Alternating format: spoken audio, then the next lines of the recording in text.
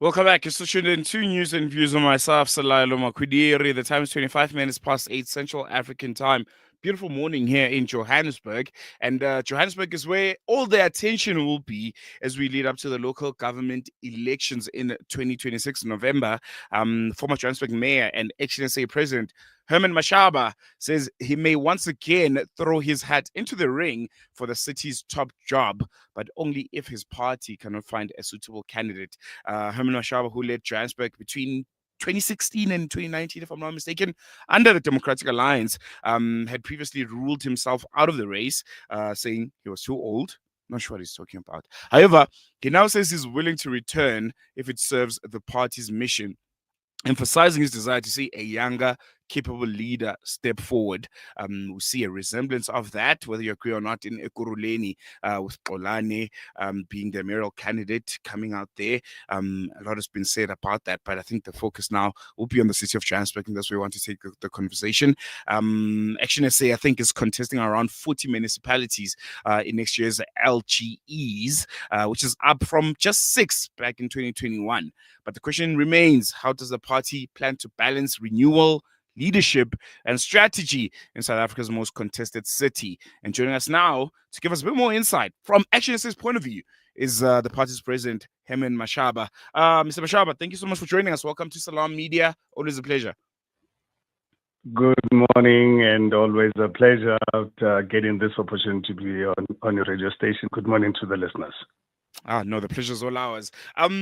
I think let's jump right into it. 2026 in political terms, especially in South Africa's political terms, is just around the corner. 2026 November.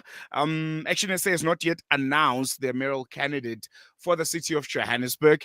Is this a sign that you might throw your name in the hat?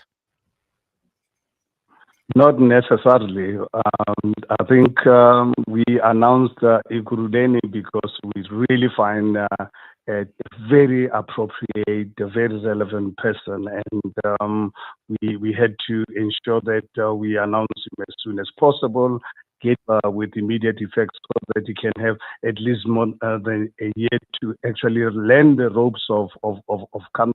Xolani is someone with a passion for social justice, someone who despises of the drug dealers and so forth. I think he made his name through that, and people actually insult him to call him a celebrity. Xolani is not a celebrity. Xolani is one of the most the remarkable activists our country has ever seen. Brave young South African, wanting being really how the drugs are killing our society. So when he first approached me with a proposal to fund his foundation to carry on with this job of exposing this criminal evil deeds happening in our country, said to him, Xolani, you know what, you're doing the Lord's work. Why don't you do it that is conducive? I said, Xolani, look at right now how our criminal justice system is captured by criminal syndicates working with our politicians. That's well and good. What you are doing is fantastic, showing it on television, but it's not going to yield the desired result. Therefore, I suggest can't ActionSA give you an opportunity? You're already ambitious born and bred up young man. Why don't you take the bull by the horn, where you can have government capacity to this matter? So when he accepted, I think it was really the right time to announce him. But as far as other municipalities are concerned, including Johannesburg, we are still working on our internal processes, and I've been really very clear on this matter that a year ago no one knew Nasipi Moya. No one in this country. I was insulted when I put this young black woman to be in charge of the city of Tshwane. Yesterday, just had a remarkable success of how they turned that city around, which was on the brink of course when she took over. Today, she's a household name. She's not just a household name for the sake of being a household name, because of the work that she is doing with our coalition partners in the city of Tshwane. So I said, give us a chance to find another Nasipi Moyo. Give us a chance to find another Xolani. But in the event we are unable to find someone, Johannesburg is really very important. And it's a city that I worked in for 3 years. I know the rot in that city that I cleaned up in the 3 years. But unfortunately, they've taken it back 4 steps back. When I can't find someone, I'm willing and available to throw my head in the ring. But I think I really like the residents of the city of Johannesburg to give us the chance to do the internal processes and to really look for a younger person. I'm not young anymore. I'm 66, and this country has got lots of potential of young people. But in the event you don't find someone absolutely ready and willing, I think as much as I don't have age on my side, but fortunately enough, the energy I had when I started my business career at the age of under that evil, brutal system called savage system called apartheid, I beat that system, and I cannot see why I cannot beat this corrupt criminal politicians.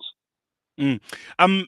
It's interesting that you factor in, age, because just across the corridor, the Democratic Alliance, your former party, has fielded Helen Zille, who's almost a decade older than you, if I'm not mistaken, as their Johannesburg mayoral candidate.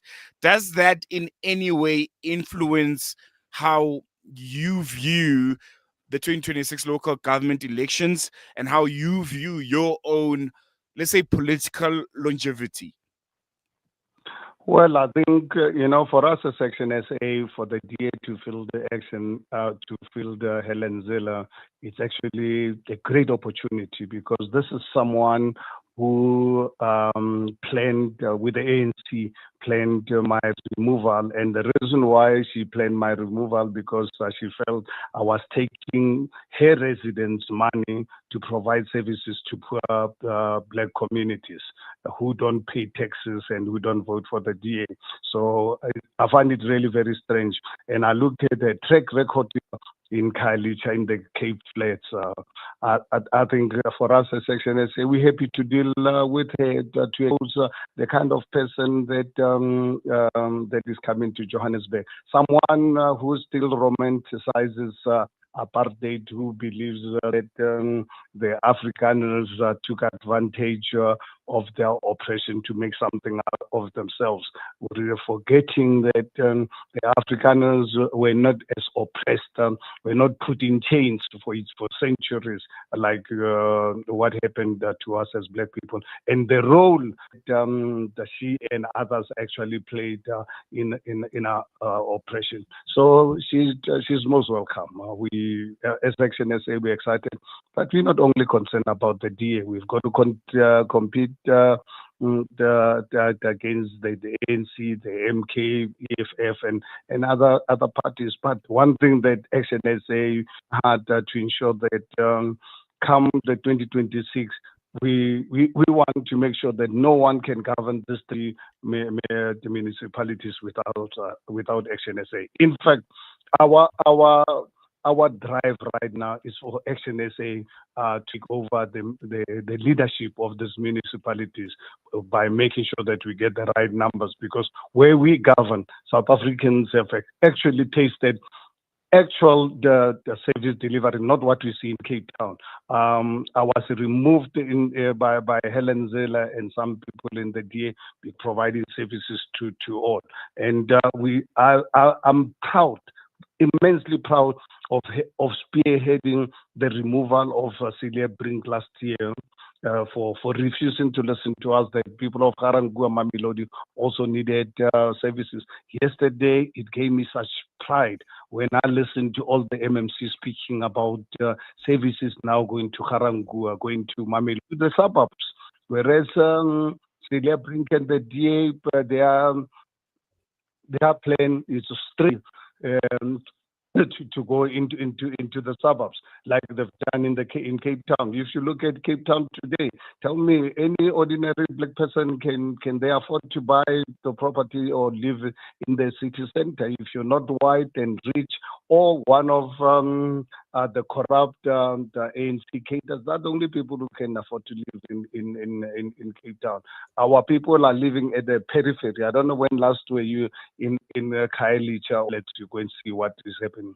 You know, there's game violence in the Cape Flats has been running for centuries because our people used to be paid by wine.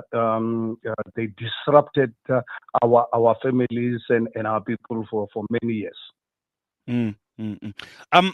How do you respond to critics that say, your willingness to step in if no candidate is found for the mayoral candidacy of the city of Johannesburg might be a sign of uncertainty within Action SA's Johannesburg structures?